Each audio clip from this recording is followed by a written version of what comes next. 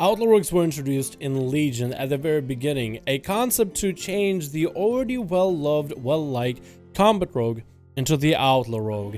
At first, like everybody else, I thought, wow, that sounds like a dumb idea. Outlaw? What are we talking about? What is an outlaw? Are we gonna be literally highwaymen, riding on horses, maybe having revolver fights, maybe, you know, capturing trains and such? I did not expect pirates. But over the long and exciting expansion of Legion, I actually grew to love and enjoy my Outlaw. And that is a spec that I'm probably going to end up playing when it comes to my Rogue into BFA, as the changes that they made are looking so good, and the spec overall feels like it has more of an identity as a real Rogue spec rather than some kind of burly pirate. Now, the things I'm going to talk in this video are mostly PvP centric, but they're not PvP exclusive, as some of these things do still apply towards PvE.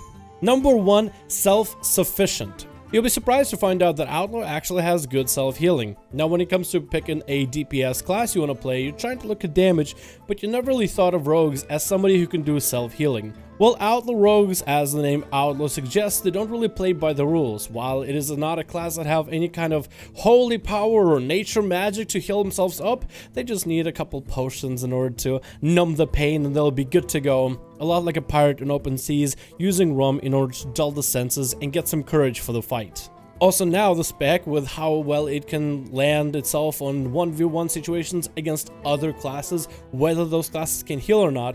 There used to be a flavor text for the spec that read, you could fight toe to toe with your enemy. I love me some toes. But I feel like for the first time in a long while, it actually fits the flavor text and actually fits the spec. Number 2, good damage outside of tricks of the trade. This one is more PvP centric, as Outlaw rogues have definitely not had any good sustain or burst damage outside of an honor talent that made tricks of trade buff your damage and the damage of a friendly target by 15% for 6 seconds. You would think that sounds overpowered, but you basically do no damage unless you have that buff, as that buff gives you that 6 seconds of freedom to feel what other classes feel, to finally be on par to everybody else, rather than feeling like you're tickling them with foam swords the whole time.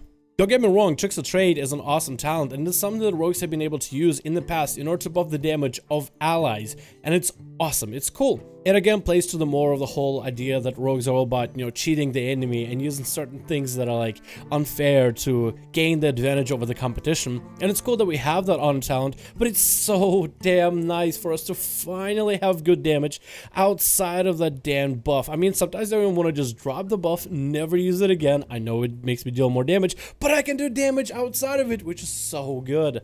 Number 3, Killing Spree is back again.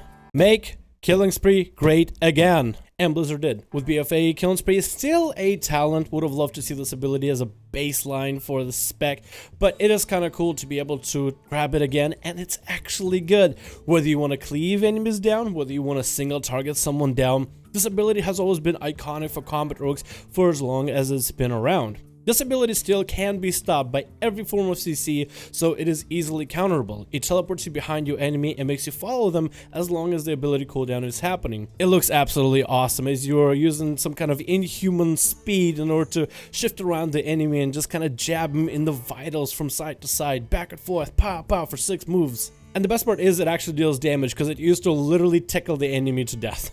Number 4, the buffs don't matter nearly as much, but still they do a little bit. Now, the buff mechanic has been one of the coolest parts about Outlaw rogues. It's something that's brand new. Instead of having some kind of one buff to maintain that's predictable, instead you roll the bones to see what kind of buffs you end up getting for your spec. There's a variety of them, from crit buff to cooldown reduction, which was insanely strong for the longest time of Legion, extra combo point generation, extra swings on certain abilities, faster auto attack speed, which is more vanilla, and then extra energy regeneration. Every single one of those buffs is valid in some sense or the other, but a lot of people found the RNG playstyle and how intrusive it was into your general rotation and therefore general living conditions, and they didn't like it. With majority of how Outlaw Rogue is shaping up to be in BFA, they're taking a lot of damage and making them baseline, as in your sinister strikes are going to hit hard, your dispatches are going to hit hard, your auto attacks is going to be a good chunk of your damage. So then when all these abilities generally hit hard all on their own, whether they are affected by buffs or not, it makes the spec a little bit easier to play with. While buffing the damage of basic abilities, you also tone down a bit of energy and comp point generation, but it really does equal itself out, and then the buffs just generally add a little bit of flavor to play with. Sure, true, if you're somebody who's a mythic raider at the highest levels trying to parse the highest numbers possible,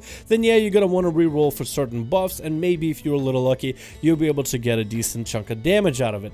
But if you're somebody who's a casual player, or simply somebody who's doing progression, the buffs not nearly affecting your DPS as much as they used to. Hell, if you don't want to reroll on the buff, you're more than welcome to do so. If you want to reroll until you get a good buff, you're more than welcome to do so. The game doesn't seem to be punishing one playstyle or the other, whether you want to play up to the RNG, like some kind of a crack addict trying to find the lottery ticket, or don't. Number 5, grappling hook is finally baseline. Now, grapple hook is not something new. Technically, it looks a lot like a heroic leap, which is something warriors have had. But when you give a rogue this kind of mobility and freedom to go where you please at a 40-yard range with a pretty cool animation to it, it absolutely looks awesome. I mean, Outlaw rogues can go anywhere they want to. They're not restricted by, let's say, the position of where they are, how high they can jump, where the enemy is to shadow step to them. You simply decide, hey, I want to go on top of their building. Snap, I'm going there right now. This isn't something you really appreciate until you start leveling as an Outlaw rogue. When you level as an Outlaw, you realize very quickly that you can go to places other people couldn't. If you see a mountain at a distance and it looks pretty steep, but there's some pockets and some hills where you can stand on, hey, you could technically take that grappling hook and scale across the mountain all the way to the other side. It will take a while, but it is pretty cool to just start climbing Mount Everest all out of nowhere.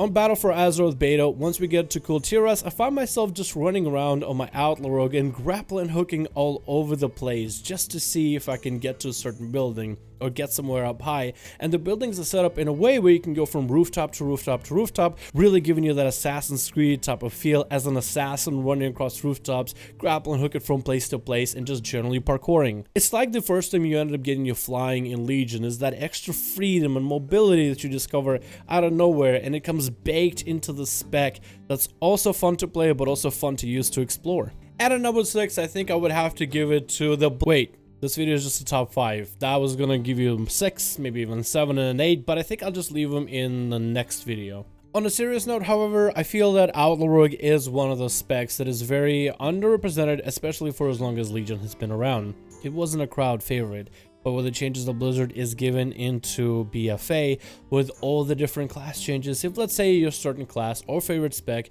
is simply not faring with all the BFA changes, I think it might be worth to give Outlaw a look. It's kind of a mix of this warrior-esque rogue-like character with mobility of that of a monk, but utility of that of rogue and survivability of a feral druid. It really does try to stand itself away from the other specs, like for example, Subtlety is all about trying to kill your enemy faster than he kills you.